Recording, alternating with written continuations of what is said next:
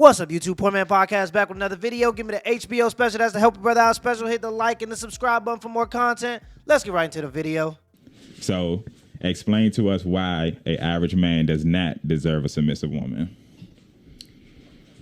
Because if most of these niggas is average and all of them act the same, what we chatting about? You stupid. All right, so we don't know what the fuck that just meant. Thank you. No, She can didn't we say get some anything. further elaboration? Because we don't know what the fuck that means. What does that mean? Average niggas ain't shit. Oh, shit. What you mean they ain't shit? Because they don't have a lot of money? No, it's not even about the money. Them as themselves ain't shit. So, and then they don't come with the coin on top of that. okay, so, but 90% of men are average. So you saying 90% of men ain't 90% shit? of men are broke. Okay, so you saying they broke? So because they broke, they ain't shit? Is that what you're saying? No, it's not that they broke, they not shit. They not shit already on top of being broke. Oh, okay. But what makes them not shit though? Their ways, cheaters, liars, manipulators. I'm so glad you said that.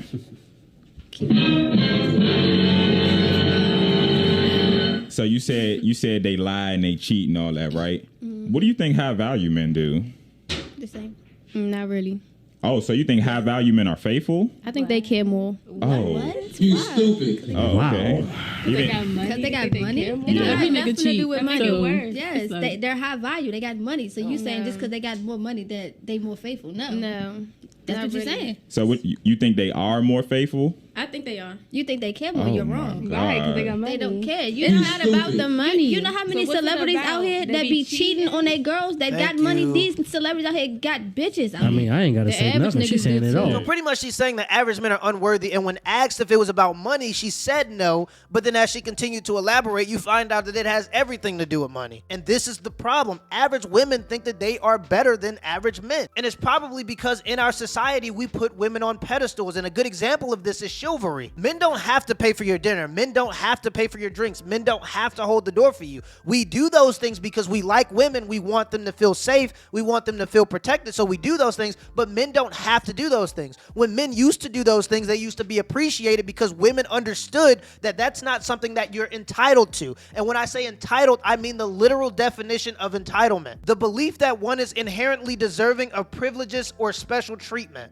So if you think that just because you're a woman, just because you're inherently a woman, a man has to hold the door for you, a man has to pay for your dinner, a man has to buy you drinks, then that is entitlement. I'm a traditional man myself, so I like to do those things, especially for women that are appreciative. But if we're talking about more of a modern sense, when we're talking about equality, this is what the feminists ask for, quote unquote equality. When I speak to feminists, majority of them still want chivalry. But there's nothing equal about women having special privileges in our society. That's not equal. Also, when women talk about cheating, because I hear a lot of women complain about men, and when they do it in the context of cheating.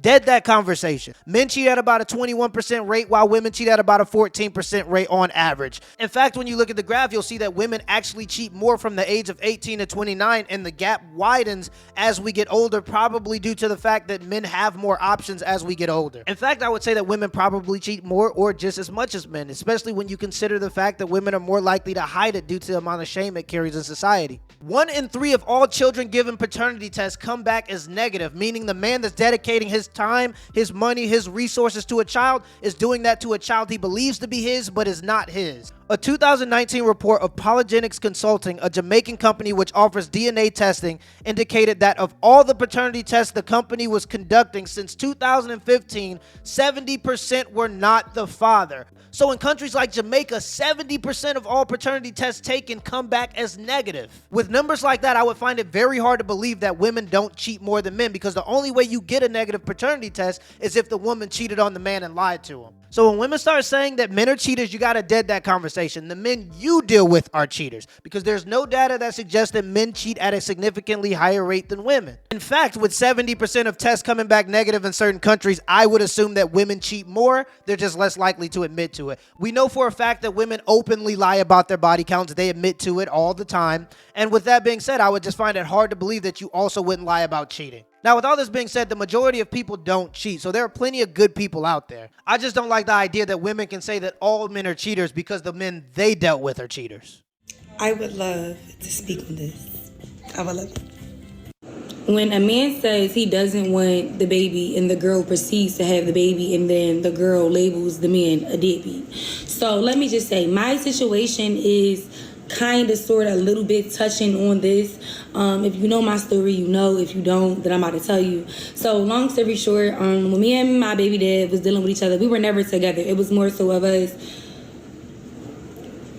just having some good sex. You get what I'm saying? That's really all it was. And I'm always very vocal about that to y'all. So when I found out that I was pregnant, you know, I told him like, hey, I'm pregnant, blah, blah, blah. He told me, you know, I don't think I'm ready. I don't want the baby. You know what I'm saying? All of that good shit. So what I did in my head was, I'm like, okay, I want my baby. Despite this man telling me he does not want my kid, I want my kid. So what I'm going to have to do is sit here and be a grown-ass woman and take care of these grown-ass fucking responsibilities that I now have. And mind you, at the time, I was only 17. Wow. So very mature taste. I sat in my dorm, because at the time I was in college when I found out. So I sat in my dorm for 3 days straight. And for these 3 days straight, I literally mapped out everything in my head, like as if it was literally only going to be me and my kid. No father involved, no child support involved, no nothing. Because from the jump, from the start of me telling this man I am pregnant, he told me, okay, well, I'm not ready, blah, blah, blah. So because he told me that, I took it as, okay, he's telling me he don't want it, but at the end of the day, I still want it because it's my baby. You get what I'm saying? And it's my body, as you said. So I moved back home or whatever. I got me a job. I worked up until literally the week that I gave birth to my child. And I had it set in my head that, okay, I'm about to be raising this baby by myself. My baby does not have a father right now. You get what I'm saying? So it just so happened that after I had my baby father did choose to, you know what I'm saying, come around and be a part of her life. I'm sorry. He chose to come around and be a part of her life. But it wasn't because I asked him to, or because I forced him to, or because I put him on child support, or I called him all types of deadbeats. No, he came around because he wanted to come around. He came around when True was around like 1 or 2 weeks old or so like that. And he's been around ever since then. But literally, like, I would never have a baby knowing that this man then told me no, I don't want it, and then expect him to be there. Exactly. My situation, I planned it out as if, okay, this man don't want my baby, I want my baby, I need to step the fuck up, and I need to be mommy and daddy. So if my baby dad would have never stepped up, it literally would have been me and True. Only me and True. Me and True to the motherfucking end. Mommy and daddy, that would have been me for me and my daughter. You get what I'm saying? So when females do shit like that, they tell a man they pregnant, the man say, I don't want it, and they didn't have the baby, and then they want to put the man on child support and do this and do that. I don't really agree with it, but that's a conversation for another day that we're going to have. So for this, I'm going to put on my traditional hat. So I'm traditional Travion right now, and this is my own personal belief on the topic.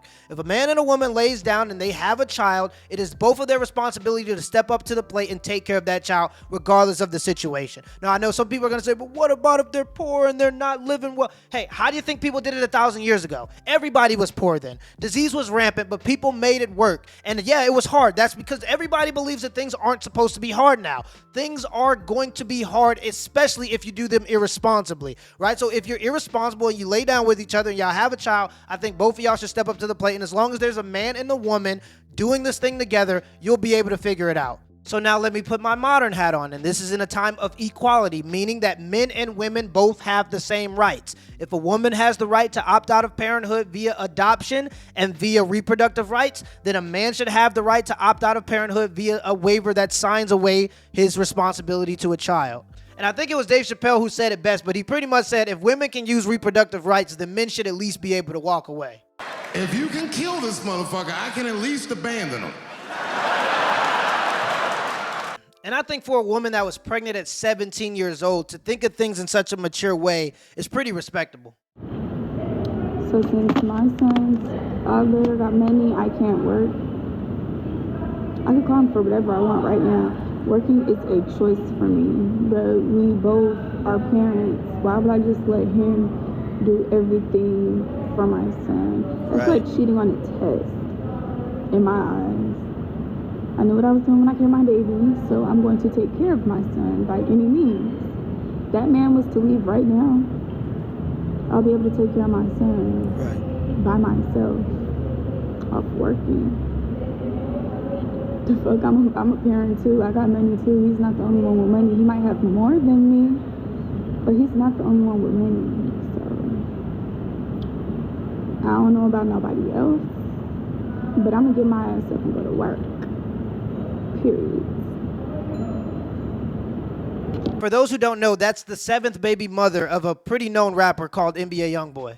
And even though that's his 7th baby mother, that's still a really good take because a lot of women would sit and mooch off of child support, and that's not a good decision. One is because 18 years feels like a long time, but it's not forever. And two, because once that 18 years is up and you don't get that money anymore, you got to go back into the workforce, except for now you have no applicable skills and you've been out of the workforce for 18 years. Now, I'm a traditionalist again, so I do believe that men should pay majority or all of the bills if they can. But at the end of the day, in a world of modern equality, women should bring 50% and men should bring 50%. That's equal. And I think the reason why the conversation of equality seems so disingenuous to a lot of men is because women have no problem accepting traditional roles when it benefits them. When the court imposes traditional roles and says, hey, the woman is supposed to take care of the child, so she gets the child custody 90% of the time, and the man has to take care of the child financially, so he has to send the woman a check every single month, then they want traditional values. When the Titanic is sinking, nobody's talking about equality then. When there's a burglar in the house, nobody's talking about equality then. When we talk about doing the hard jobs that are necessary to uphold the structure of society, being plumbers, electricians, construction workers,